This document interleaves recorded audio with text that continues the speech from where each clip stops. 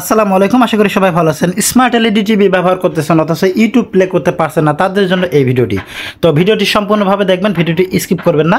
তো দেখুন, আমি এখন এই ইউটিউবের মধ্যে ঢুকে আপনাদেরকে প্লে করে দেখাবো যে আসলে এক্স্যাক্টলি এটার প্রবলেমটা কি। তো দেখুন, আমি কিন্তু ইউটিউবের মধ্যে প্লে করছি, কিন্তু এখানে লেখা আসছে this action is not allowed, অর্থাৎ এই যে অ্যাকশনটি এটা আপনার জন্য এখন প্রযোজ্য না, বা এই সাপোর্টটি বন্ধ হয়ে গেছে। তো এরকম যদি হয় তাহলে যে কাজটা করবেন, সর্বপ্রথম সেটিংসে যাবেন। সেটিংসে যাওয়ার পরে আপনারা কমনে যাবেন, কমনে যাওয়ার পরে সিস্টেম রিকভারিতে যাবেন, যাওয়ার পরে রিকভারিতে একটা ক্লিক করবেন। সম্পূর্ণ ভিডিওটি দেখবেন, ভিডিওটি কখনো স্কিপ করবেন না।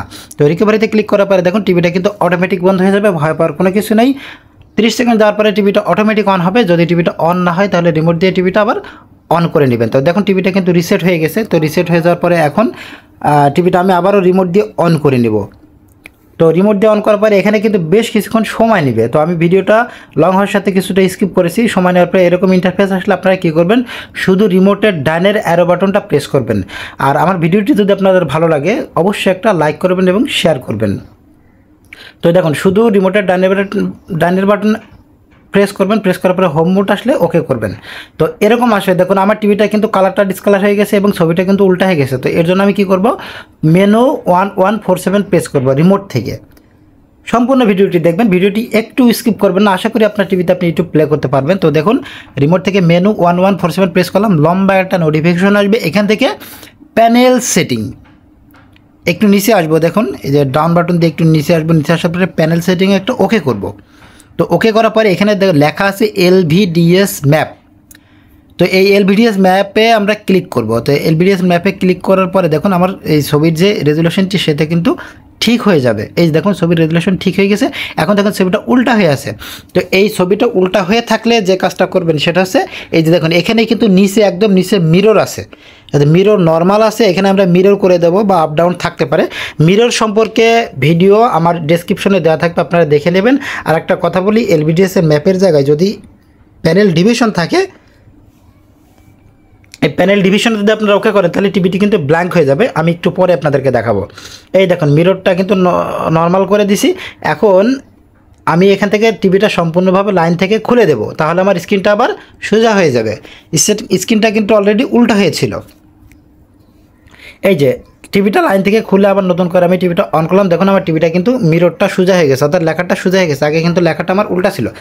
তো এখন আমার সর্বপ্রথম কাজটা হবে আমার নেটওয়ার্কটা কানেক্ট করে নিতে। তো আপনারা আপনাদের যে ওয়াইফাইটা আছে সেটা কিন্তু আপনারা কানেক্ট করে নেবেন। তো দেখুন আমার ওয়াইফাইটা কানেক্ট হয়ে গেছে। কানেক্ট হয়ে যাওয়ার পরে আমরা এখন হোমে চলে আসবো। হোমে আসার পর আমরা একটা ব্রাউজারে যাবো। তো ব্রাউজারে যে আমি এখানে লিখবো এসটিএন বেটা।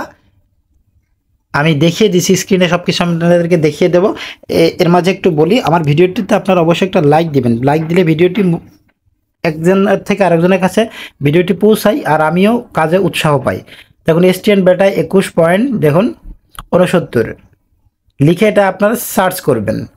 তো সার্চ করার পরে এরকম ইন্টারফেস আসবে। প্রথম যে লিঙ্কটা সেটার উপরে ক্লিক করবেন। ক্লিক করার পরে একটু নিচে আসবে, দেখবেন সি অ্যাভেলেবল ডাউনলোড। এখানে এখন 3টা ভার্সন আছে। এই যে দেখুন প্রথম, দ্বিতীয়, তৃতীয়। আমি প্রথমটা দিয়েছি, আপনারা যদি অ্যাকুরেট না হয় দ্বিতীয়টা দিবেন, নাহলে তৃতীয়টা দিবেন। তবে আমি প্রথমটা দিয়েছি, আপনারা প্রথমটা দিয়ে ট্রাই করবেন। তো আবার একটু নিচে আসবেন। নিচে আসার পরে দেখুন ডাউনলোড এপিকে এখানে একটা ক্লিক করে দিবেন।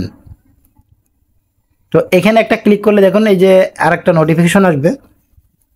একটু স্ক্রল করে নিচে আসবেন, দেখুন ইওর ডাউনলোড ইজ স্টার্টিং। এই যে ক্লিক হেয়ার, এই হেয়ারের উপর একটা ক্লিক করবেন। এখানে একটু বলি, আমার দোকানে ওয়াইফাই চলে গেছে, এর জন্য আমি বাসায় কাজটা করতেছি।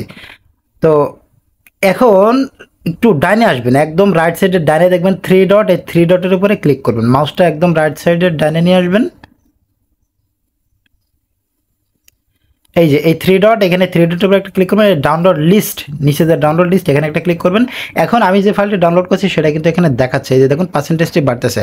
তো ডাউনলোড হয়ে গেলে আপনারা এই ফাইলটি ওপেন করবেন। ওপেন করার পরে ইনস্টল লেখা আসবে, ইনস্টল একটা ক্লিক করবেন। এখন কিন্তু এটা ইনস্টল হচ্ছে। তো দেখুন এখন এই ইনস্টল হয়ে গেলে ডানে ক্লিক করে দিবেন। করার পরে ব্রাউজার থেকে সম্পূর্ণভাবে বেরিয়ে হোমে চলে আসবেন। তো হোমে চলে আসার পরে আপনারা কি করবেন, এই যে প্লাস আইকনের উপর একটা ক্লিক করবেন। প্লাস আইকনে ক্লিক করার পরে যে সফটওয়্যারটির নাম আছে এসটিএন বেটা ইউটিউব, এটার উপরে একটা ক্লিক করবেন, তাহলে এখানে অ্যাড হয়ে যাবে। তো এখন সফটওয়্যারটি ওপেন করবেন। তো সফটওয়্যারটি ওপেন করলে প্রথম অবস্থায় কিছুক্ষণ সময় নেবে। তো এই যে দেখুন ইউটিউবের ইন্টারফেস চলে এসেছে। এখন যে কোনো একটা কোশ্চেন আমি প্লে করব, তো প্লে করার পরে রেজুলেশন যদি ঘোলা আসে বা বাফারিং করে সেক্ষেত্রে আমি কি করব, স্ক্রিনের উপরে একটা টাচ করব, করার পরে এই যে এইচডি লেখা, এই এইচডি লেখার উপরে একটা ক্লিক করব, ভিডিও ফরম্যাটসে ক্লিক করব, এরপরে নিচে দেখুন 1080 পিক্সেল উপরে এখানে একটা ক্লিক করব। তো ধন্যবাদ সবাইকে, আসসালামু আলাইকুম।